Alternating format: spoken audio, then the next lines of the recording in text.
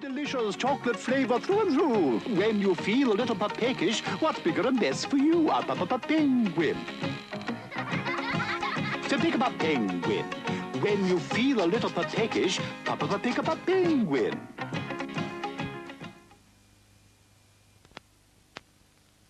Oh, Grandad, the rain woke me up and I'm cold. Same here, son.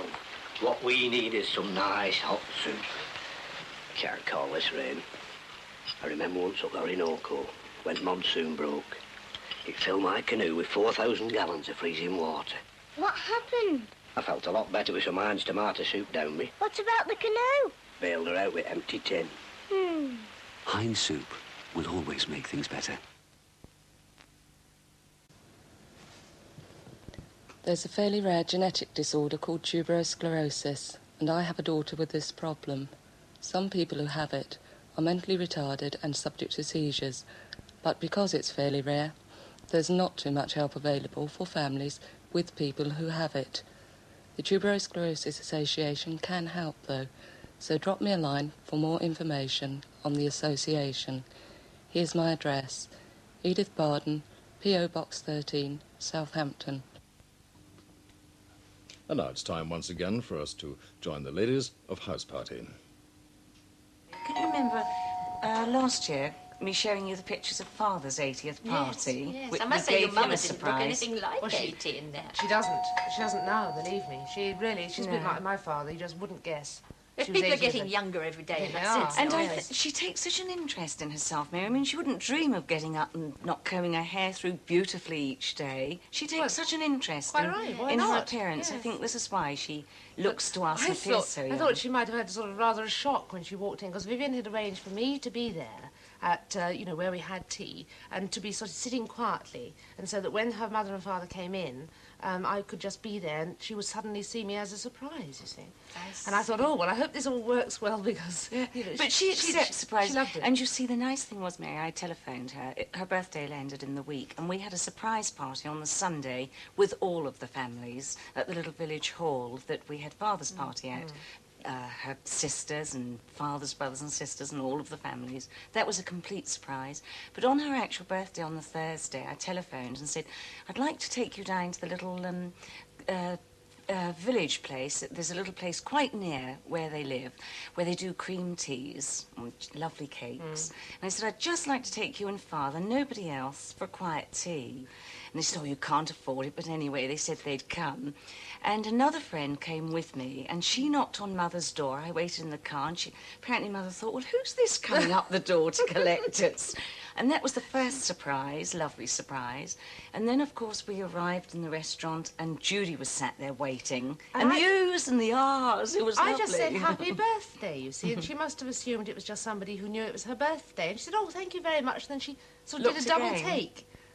Hello, Judy. Yes. Good Lord, what are you doing here? It was better than giving them a bag of gold, wasn't it? They were so pleased and surprised, and Father's very emotional. He had a couple of teardrops on. That's right. Yes. Yes. But the nice thing was, wasn't it, we were all sat down at tea, and somebody came out and said, hello, Vivian. Ex-boyfriend. Oh, really? No, it wasn't a boyfriend. It was somebody when I was, I suppose, 9 or 10, I used to go to music lessons with. And I said, join us for tea. Don't look like that, It's a good story, Mary. isn't it, Mary? It's a good story, I tell you. And he joined us for tea, and, it made it quite a nice little party. And the rest of us didn't get a word in edgeways, did we? Well, I wouldn't say that. I think that's lovely, but why I was looking at her like that, as she said, was that I was wondering what instrument it is that you blow, play, strike, or whatever. What is it? Well, I played the organ in chapel, didn't I? That was what I was learning I for. didn't know you did. Yes. Oh, did you? Yes. Oh, gosh, how very holy. But he did say that he rather fancied me in those days, but he'd never told me. What a shame. Wasn't it a shame? Fancy telling her now, she's a much married woman. Well, actually, I thought it was quite clever of him. But that's the nice thing about Mother and Father. I mean, they didn't look down their noses. They're just delighted that somebody else joined them. They sound like fun. Yes. I think your mother thoroughly enjoyed it. And they made her lovely cake. Standing next to a model. Well, now, what was it she said, Avril? When you put your hand in your pocket, leave your thumb out, otherwise your hand disappears altogether like that. Unless it's a coat pocket, and then you can go right down in them, can like you? that. Yes, yeah, well, that's the coat, and this is the coat dress.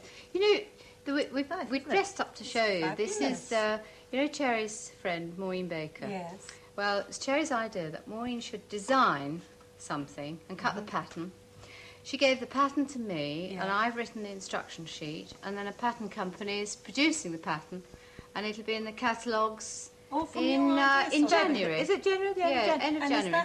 This is it. Now, believe it or not, this is the coat worn loosely. That's exactly the same coat, belted as a coat dress. Exactly the same. A little bit alike. No. Yeah. Well, look, you see, I've got my sleeves down like this, and Anne's got hers rolled up. Yes, Maureen did a marvellous cuff with a slit to it like that, so that you can have it like that, or you can fold it back. And what's so marvellous about having written the instructions is that all the way through the sheet I've put sort of stop and look. You'll be able to make it because I can make it. Yes, because for instance, if you just cut this and make that sleeve and it's too long, you can't alter it because you've done the cuff. I see. You see. But I mean, why does it look so different? Because of the soft material, or because it's worn. Anne's got, what has she got around her? She's got a gold belt on. You've got the scarf, haven't you, that you're going to put on? And she's belted it over like a dress. I'm wearing mine loose. You see, if mine was belted over and I had like that, then you would see that it's a very similar thing. Same, yes. And then underneath the dress, the dress can be sleeveless like this. You see, it's got this lovely band round the V-neck that I've worked out instructions for doing it, the simplest way. Or it can have a long sleeve.